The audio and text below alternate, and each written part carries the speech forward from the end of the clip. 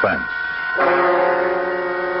From Hollywood, radio's outstanding theater of thrills, and its producer, the master of mystery and adventure, William N. Robson.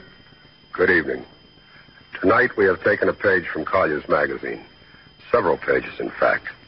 A story called Where the Warriors Crossed by William Eastlake. We have added the chants of Navajo Indians and the histrionic talents of Reed Hadley. And then, for reasons which are not entirely captious, we have changed the title. But the story is substantially the same, designed to be uneasily remembered long after the next 30 minutes have ended. A story of a tormented mind and a proud tradition. We begin now as Reed Hadley stars in Red Cloud Mesa, a tale well calculated to keep you in suspense.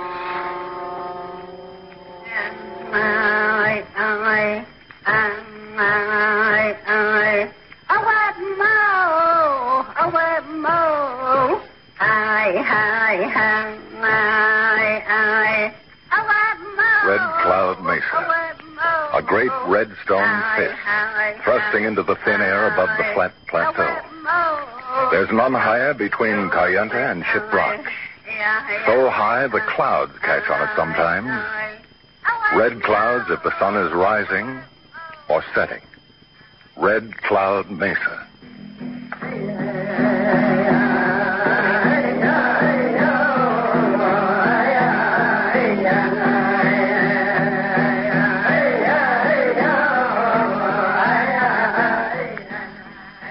Below the mesa where the wheel tracks snake across the reservation from Gallup is the Red Cloud trading post. I'm the trader. One white man amongst thousands of Indians. Lonely? Yeah, sometimes. But I like it. I think of the Navajos as my people. They think of me as their friend. That's the way it's always been with us. I was born here. I grew up here. Today, I nearly died here. I've been expecting you, Four Thumbs. You're my prisoner, Captain. That the same gun you killed the guard with? How did you know? The radio's full of it. How you shot your way out of the psychiatric ward of the Veterans Hospital. How you believe everything you hear on the radio and read in the newspapers? Most everything. You'd believe them before you'd believe a man who served under you? A man that was in your outfit in France? In this case, yes. For an Indian, a quiet, padded cell is no place to die. It's no place for anyone to die. Then you won't turn me in, Captain? Can't do anything else. Unless you leave. I've got no place to leave to, Captain. That's why I come here. I counted on you to help me. You always have. Have I? Yes. In the Bulge that time, when my platoon was cut off for 6 days, you got through with help just in time. I couldn't have lasted a minute longer. I got through a day too late. You crazy? Look, Captain, I'm here. I'm alive. Feel me. You got through just in time. 1, maybe 2 days too late. I'm sorry. What you sorry for? I'm alive. Yes, alive. You was alive when I got to him. That day in the Bulge. The only one left alive. He was giving orders to a platoon of dead men and carrying the orders out himself. It must have been like that for his forefathers who defended this final mesa here against the white man 100 years ago. Like them, he didn't know how to say surrender. He only knew that the mesa, this position somewhere on the flank of Astonia, must be held. He didn't know that his mind must be held also. And after the 6th day of the enemy breakthrough, after 6 days of the water, he didn't notice that his mind had deserted the action and left his body all alone defending the position. Give me that gun. You'll hide me? I don't know yet. Give me the gun and unlock the door. No, I won't let them take me. That's an order, Corporal. You'll back in my outfit now. I take all the responsibility, and I give all the orders. Give me your gun. Yes, sir. Thank you. Now, please open the door. Yes, Captain.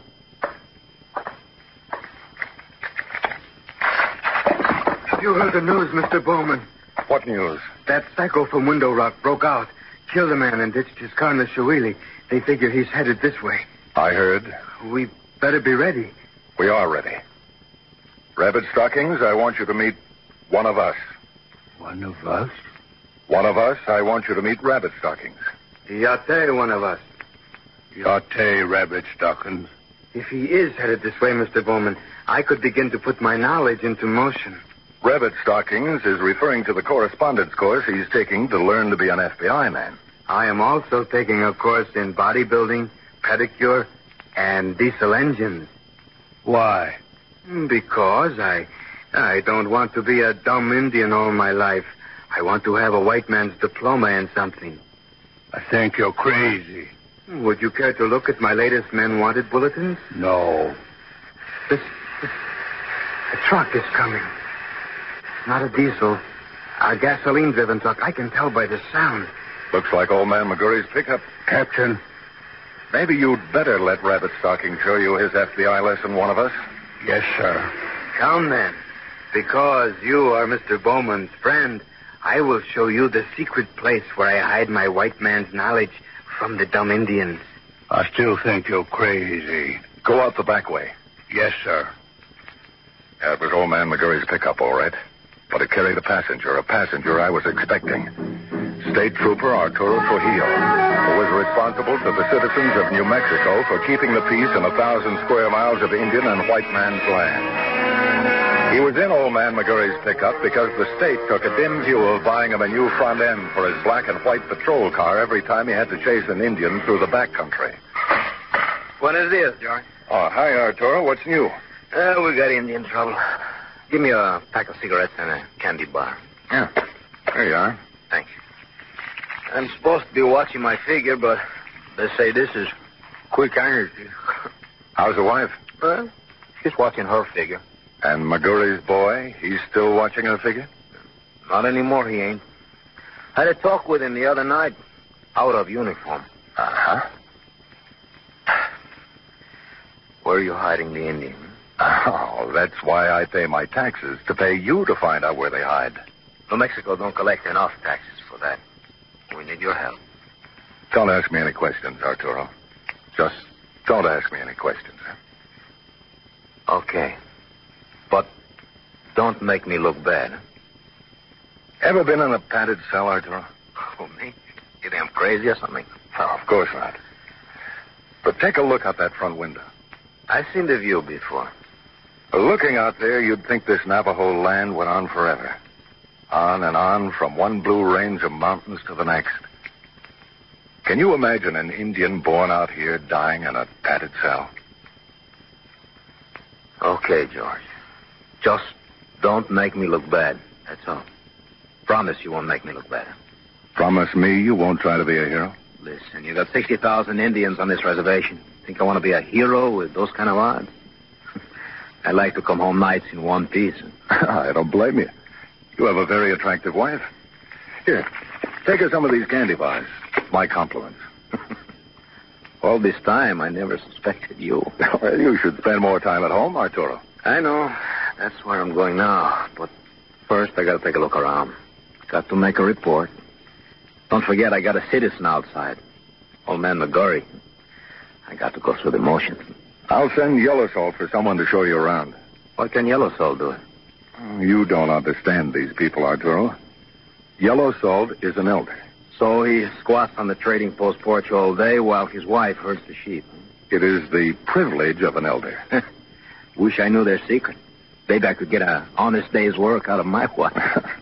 I'll be right back.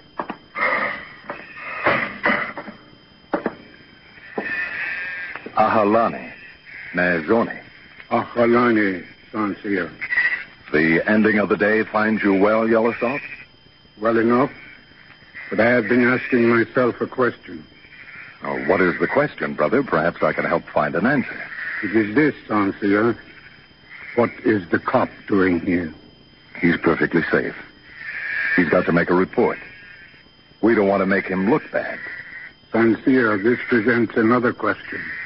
What is it he doesn't want to look bad about? That psycho boy, Four Thumbs. He escaped and killed a man.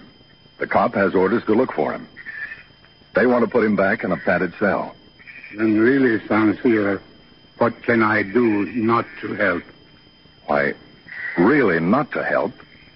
Go find me a boy named One of Us, who is with Rabbit Stockings, so he can show this officer around so that this officer can make out a report and not look so bad that they will send someone else who is thinking in terms of heroic action. Or worse, someone who is sincere. As you say, then, I will do my very best not to help, since this officer is not sincere. You know where Rabbit Stockings hides his white man's lessons. Everybody knows. In that little cave where the petrified tree rolled off the edge of Black Canyon. Everybody knows? Even so, only Rabbit Stockings does not know that everybody knows. So he still has his secret. My thanks go with you, brother. It is an honor to be able not to help the police. Someone will be here to show you around in a few minutes, Arturo. Thanks, George. I just want to look. I don't want to look bad, Don't worry, you won't look bad. I always get the feeling that these Indians of yours don't trust me. They don't trust sincere people. Are you sincere, Arturo? Huh? I don't get you. Well, the Navajos feel that their nation has been cheated out of almost everything they ever owned by sincere people. I think they have a point there. It looks like you don't trust them. What do you mean? How come you got this carbine leaning against the showcase? Hey, watch out, it's loaded. But why? I don't know, really. I live with that gun from Red Beach to the Rhine. Sort of became a part of me. I just feel better having it around. Better or more sincere, George?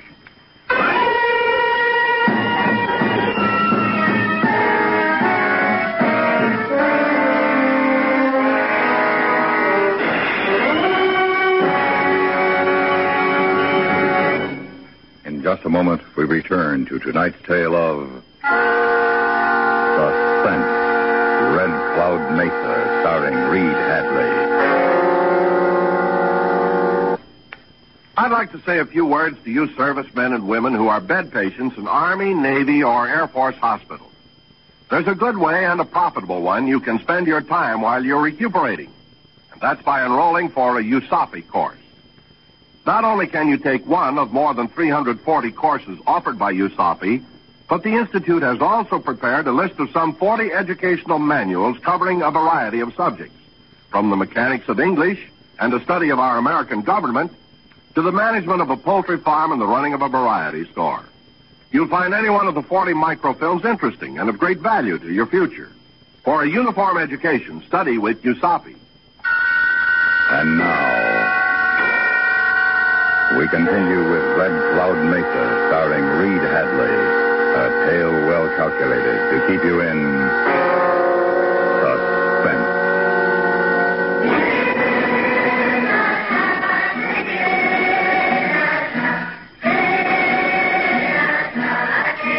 I realize now how foolish I was.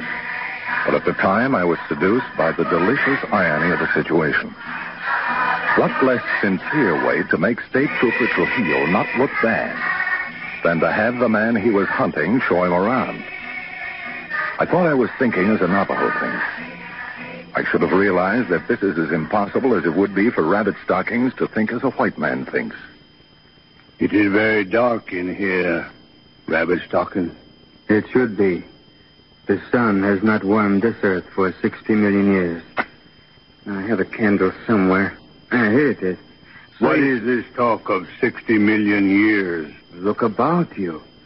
The roots of the ancient tree turned to stone. When the tree at last rolled into the canyon, it left this cave where its roots had been for 60 million years. Where did you hear this child's story? Mr. Bowman told me. The Sancia says it is science. See this rock? He says it's called petrified wood. The Sancia is crazy. All white men are crazy. Crazy enough to own the world. Crazy enough to herd all the dumb Indians onto reservations. You want to be a dumb Indian all your life. Don't you want to have a white man's diploma in something? No, because I'm not crazy. I just cannot believe that one does not seek to better oneself. Listen. You learn every word in those lessons. You think any white man will give you a job? They used to say the only good Indian is a dead Indian. Now they change it a little. They say the only good Indian is a dumb Indian, a blanket Indian. But you see, next time they go crazy, next time they start fighting, they'll change again. Then they'll say the only good Indian is the Indian who fights for his country. And they'll take you out and teach you to kill and kill and kill. They teach you so good, they get hurt feelings when you can't forget how to kill. We are peaceful people, one of us. Not everyone is like that crazy psycho Indian from Window Rock who shot his way out of the... I will kill you, Rabbit Stocking. Put down that rock. Petrified wood, you said it was. A piece of the Sansia's phony tree. But it's hard enough and sharp enough to smash your crazy head. I do not understand. I meant nothing by what I said. You said too much, Rabbit Stockings. You think this cave has been here for 60 million years? Very well. You shall remain in it for another 60 million. No, don't. Professor. Huh? I'll take that rock. I didn't hear you behind me. I didn't mean that you should. It is an interesting rock. See how it glints in the candlelight? But Sansia is 60 million years. It's difficult for even an Indian to believe. Sansia is crazy. Of course. You saved my life, Yellowstone. He's crazy, too. Of course. The Sansia wants you back at the post. But he just sent me up here. Your name is one of us, is it not? No. Four Thumbs. What? I thought so. Come, the Sansia is waiting.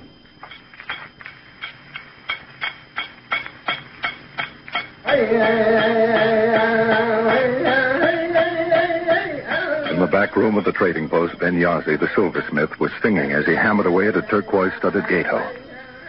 Then a couple of women wandered into the store, carrying their babies wrapped on cradle boards. Silently, they unlibbered the cradle boards and stacked their babies upright against the wall. Silently, they squatted beside them, never taking their eyes from Arturo Trujillo, the uniform symbol of white man's authority. A little later, old man Tornface slipped in without a word, his toothless mouth twisted into a permanent grin by a long-ago kick of a forgotten pony. Then a couple of dirty-faced kids with scraggly, uncombed hair. And they sat there, all of them, wordless. They make me nervous, George. Tell them to get out. They belong here, Arturo. You don't. You're making me look bad in front of them, George. What do you care, just so you don't look bad in front of the white men and Gallup? All right, George. All right. He turned his back on his silent audience, stamped out his cigarette, and began to build a pyramid with the candy bars I had given him for his wife. He worked at his pointless task with such intensity that sweat stood out in the afternoon stubble on his jaw. There was no sound now. It was silent inside the storeroom, silent as death. Outside, silence too, save for the Albuquerque plain far off. And closer, a fly buzzing on the screen door. The pyramid was finished, all but the capstone. Arturo carefully raised the final candy bar. Hey, what's the big idea? You made me wreck it. You're crazy. What did you say? I said you're crazy. Want to make something of it? I was just having some fun. Arturo, this is one of us. He'll show you around. Don't bother. I guess I've been here long enough to make a report. Old man McGurry is getting impatient. Anything you say, Arturo. Don't forget what you promised, George. Oh, I won't, Arturo. What did you promise, Sansia? You double-crossed me? No, one of us. I promised him that you would not get caught by somebody else in his territory. And that you would always be a good soldier and not cause any more trouble so you would not die in a padded cell. Why did you send for me to show him around? If you showed him around, then he could not find you hiding, could he? No, Captain. You will go back now to Rabbit Stocking's cave. You will stay there until it is safe for you to take a hogan. Yes, Captain. Say, George, I forgot. Hey, you crazy Indian, put down the... Williams! Cease fire! George! I only come back for the candy. Four Thumbs stood at attention, eyes straight ahead. State Trooper Trujillo lay in the doorway, one boot holding the screen ajar. Lay very still. The buzzing fly eagerly circled the trickle of blood that oozed across the floor. One of the babies wailed in fright, and the chant began. The chant of the enemy way. The chant that would protect the people from molestation by the ghost of this foreigner. I think you and I had better go up on the mesa, Corporal. Yes, Captain. But... Yes? Beg pardon, sir, but I thought I was to go back to the cave. A new situation has developed since then. It is necessary to change the orders. Yes, sir. Forward. Oh!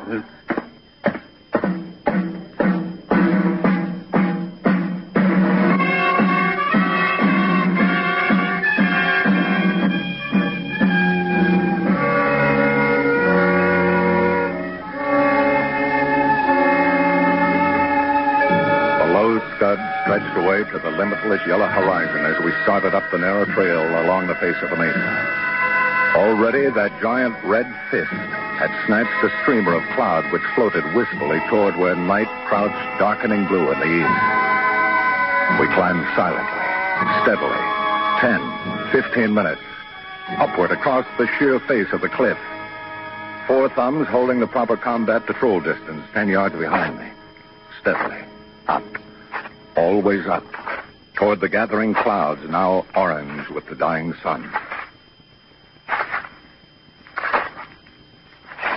Captain. Yes, Corporal? I've still got the carbine. I had forgotten completely. I turned slowly, erect, trying to look like a CO in my cowhide jacket and Levi's. Yes, he still had the gun. A Section 8 psycho who was also a combat infantryman still had the gun and still held his prescribed position 10 yards behind me. Well, I should hope so, Corporal. A man isn't much good on a patrol without a gun. Yes, sir. The trail was narrower now as it approached the switchback. 600 feet up the sheer cliff wall from the desert floor. And above, the clouds were thicker and the mesa's fist. All orange now, deep orange. Captain. Yes, Corporal? Ever hear of an officer being shot in the back by one of his own men?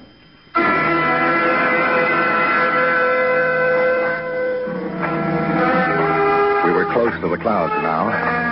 It was chill on the mesa, but I began to sweat, suddenly, explicably. And the sweat was not warm. Oh, you hear stories like that from time to time, back of the lines. Up front? Well, I suppose it depends on what kind of a leader a man is. Yes, Captain.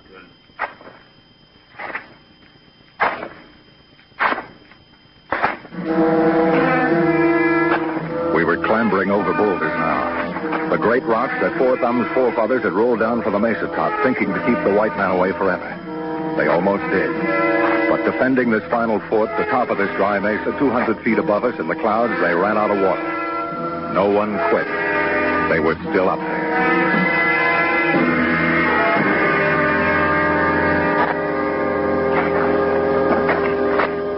And then we were at the switchback. And a moment later, we were in the cloud. A red cloud now, where the misty blood of the day's death surrounded us, cold, damp. The ghost stuff of the ancient warriors whose bones still lay above us. And their voices, too, it seemed, pressing on us in the clammy cloud.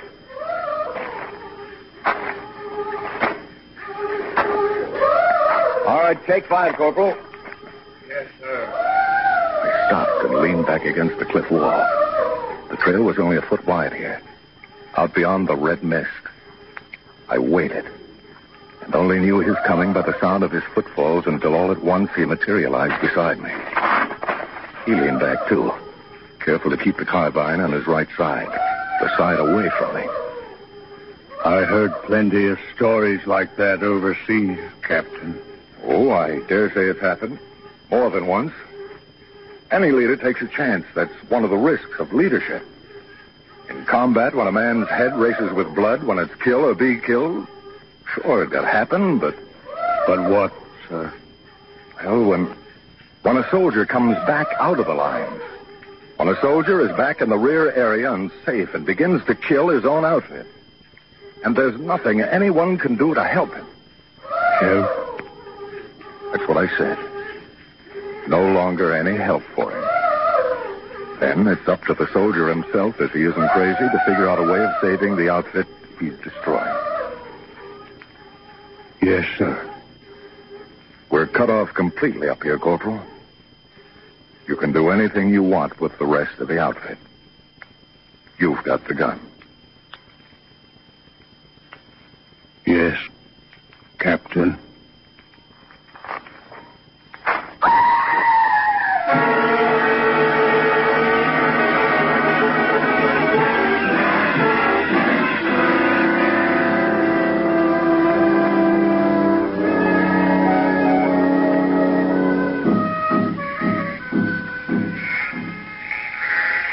That's the first time I never saw your carbine leaning against the countersunk here.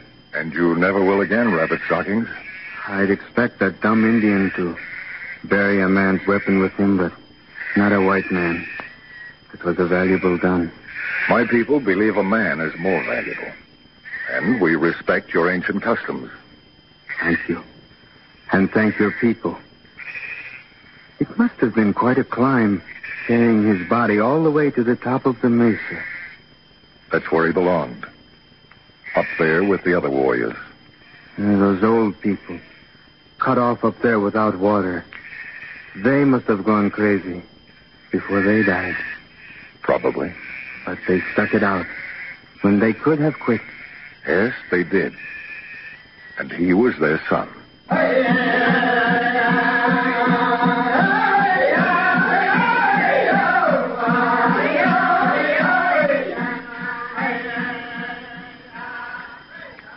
Suspense. In which Reed Hadley starred in Red Cloud Mesa. Listen.